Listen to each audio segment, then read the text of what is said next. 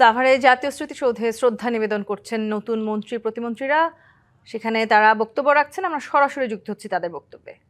সময়ও একটা গুরুত্বপূর্ণ দায়িত্ব পালন করছি রাষ্ট্রীয়ভাবে মাননীয় প্রধানমন্ত্রীর নির্দেশে, এবং যে অ্যাসাইনমেন্ট উনি দিয়েছেন এটা গুরুত্বপূর্ণ দায়িত্ব, এবং সব নতুন দায়িত্বই হচ্ছে গ্রেট অপরচুনিটি, এই new opportunity to work for the country with commitment.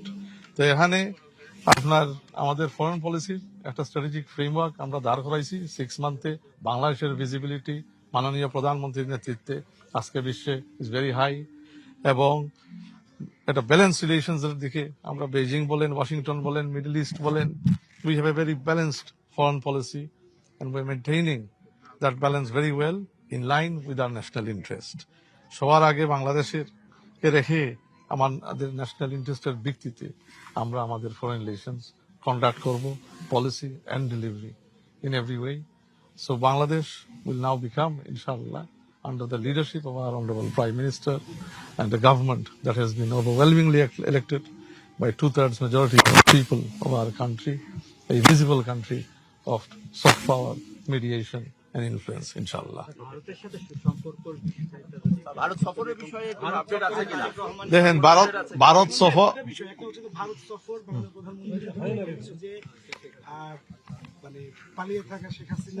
নগদ নিয়ে এলো হার না মানা হার অফার। সর্বনিম্ন 10,000 টাকা রেমিটেন্স নগদে পাঠালে থাকছে স্বর্ণের হার জেতার সুযোগ।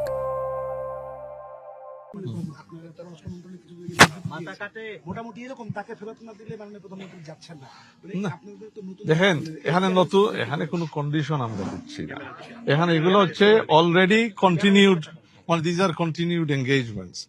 শেখ হাসিনা পালিয়ে যাওয়ার টেররিস্ট 1,500 মানুষ হত্যা করে ভারতে গেছে, তার প্রতি আমাদের জুডিশিয়াল প্রক্রিয়ার একটা আউটকামও আছে।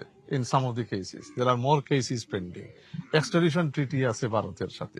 তো এগুলা তো আর নতুন কোনো কন্ডিশন বা নতুন ফর্ম অফ এঙ্গেজমেন্ট না, these are ongoing things. So এই প্রসেসের সাথে আমরা এঙ্গেজের মধ্যে, তারপরে আরো ক্রিমিনালরা আছে যারা পালিয়ে ভারতে আছে।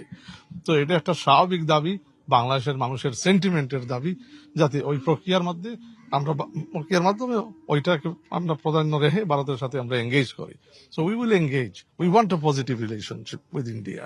কেন রাখবো না? আমাদের নেইবার, উই শুড একটা ওয়ার্কিং রিলেশনশিপ থাকবে, কিন্তু আমাদের ন্যাশনাল ইন্টারেস্টকে শুধু ভারত না, কোনো দেশের সাথে ন্যাশনাল ইন্টারেস্ট কম্প্রোমাইজ করে তো আমরা কিছু করতে পারি না।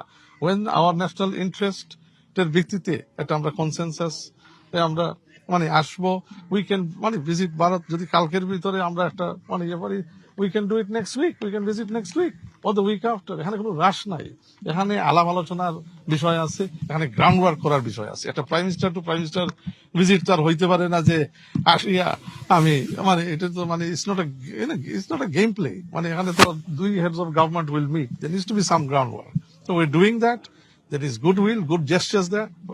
ইন্ডিয়া থেকেও আসছে, আপনারা দেখছেন যে they have acknowledged that the sentiment বাংলাদেশের মানুষের এই পলাতক সন্ত্রাসী শেখ হাসিনার এই প্রেস কনফারেন্সের মাধ্যমে মানুষের সেন্টিমেন্ট হার্ট করেছে 5th August, and they noted that.